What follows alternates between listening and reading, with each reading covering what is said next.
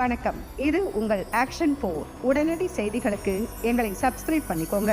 புதிய விதைகள் இயக்கத்தின் நிர்வாகிகள் அனகாபுத்தூரில் தேமுதிக வேட்பாளர் அனகை முருகேசன் அவர்களை அவரது இல்லத்தில் சந்தித்து முழு ஆதரவு தருவதாக தெரிவித்தார்.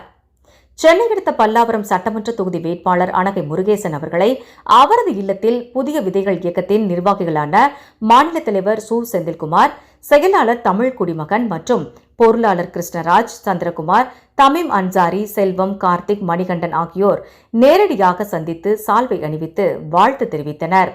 மேலும் எங்களது முழு ஆதரவினை வழங்குவதாகவும் தேர்தலில் களப்பணி செய்திட நாங்கள் எப்பொழுதும் தயார் நிலையில் உள்ளதாக தெரிவித்தனர்.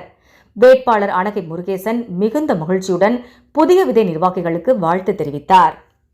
வணக்கம், என்னோட பேர் தமிழ் குடிமகன். புதிய விதைகள் இயக்கம் வருகிற 2026 சட்டமன்ற தேர்தலை ஒட்டி பல்லாவரம் சட்டமன்ற தொகுதி வேட்பாளர் அனகை முருகேசன் அவர்களை ஆதரித்து இன்னைக்கு எங்களோட சார்பா மதச்சார்பற்ற முற்போக்கு கூட்டணி மீண்டும் ஆட்சிக்கு வரணுன்ற ஒரே எண்ணத்தோடு ஒருமனதாக தீர்மானம் நிறைவேற்றி இன்னைக்கு ஆதரவு தெரிவிக்க அனகை முருகேசன் ஐயாவை பார்க்க வந்தோம்.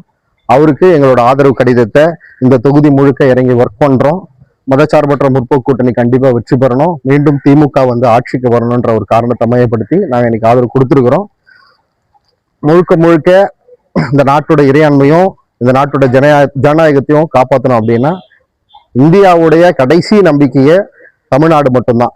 தமிழ்நாடும் கேரளாவும் சொல்ல போனா இந்தியாவுடைய கடைசி நம்பிக்கை. யாரையெல்லாம் இறையாண்மையை விரும்புறா, யாரையெல்லாம் ஜனநாயகத்தை காப்பாற்ற நினைக்கிறாங்க, யாரெல்லாம் இந்திய நாட்டோடைய பாரம்பரியம் மாறக்கூடாதுன்னு நினைக்கிறாங்களோ அவங்க எல்லாருக்கும் இருக்கக்கூடிய கடைசி நம்பிக்கை தமிழ்நாடும் இந்த எலெக்ஷன் மட்டும்தான். அதை மையமா கொண்டுதான் விதைகளுக்கும் இன்னைக்கு இந்த கூட்டணிக்கு ஆதரவு தெரிவிக்குது. கண்டிப்பா இந்த எலெக்ஷன் முடிஞ்சதும் ஏப்ரல் மாதம் மீண்டும் திமுக கூட்டணி ஆட்சி அமைக்கும். பிஜேபியும் சரி, புதுசா வந்த கட்சிகளும் சரி, கண்டிப்பா இந்த தேர்தலை அவங்களுக்கு மிகப்பெரிய பின்னடைவு ஏற்பட்டு இந்த பேட்டி மூலமா நான் சொல்லிக்கிறேன். நன்றி. ஷேர் பண்ணுங்க, கமெண்ட் பண்ணுங்க, கூடவே பெல் பட்டனை அழுத்தி சப்ஸ்கிரைப் பண்ணுங்க.